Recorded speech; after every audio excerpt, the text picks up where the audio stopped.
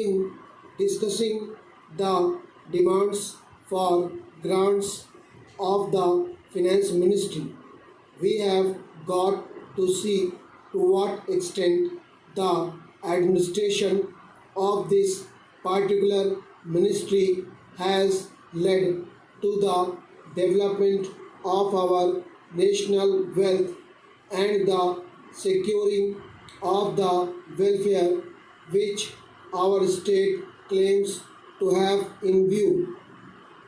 Madam, we must try to analyze very carefully the working of this particular ministry because it is not merely a department of the government, so to say, but it is the nerve center of the administration of the country.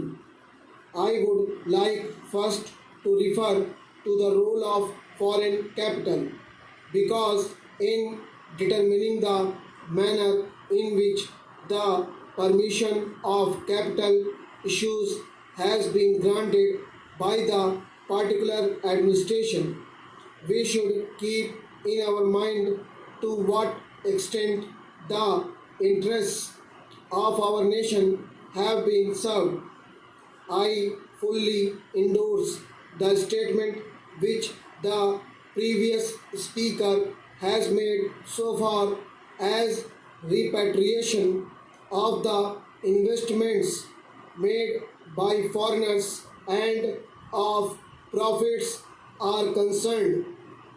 We have dealt with this topic quite a number of times, and I do not want to reiterate anything apart from only supporting what the honorable member who just now spoke said. I would now like to deal with the investments of foreigners in India. Madam, the government of our country accepted the proposition that in allowing foreign investment, it should come in only in such industry and such form of production wherein our national investors will not come forward and in which technical skill is wanted. There is also one other factor which the industrial policy of our government of 1958 as adumbrated further in 1949 by the Prime Minister laid down.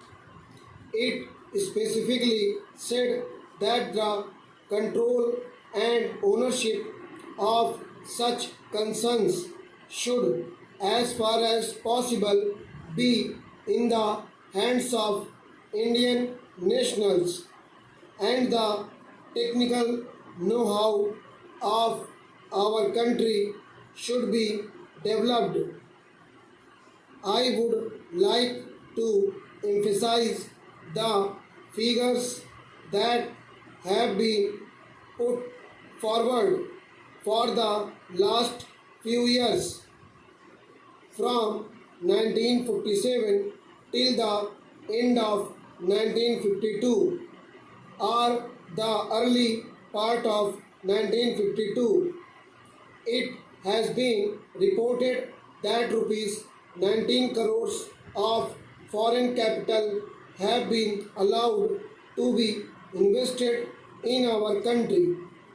Of that, practically more than rupees 6 crores have been allowed to be invested in managing agency and trading enterprises in our country.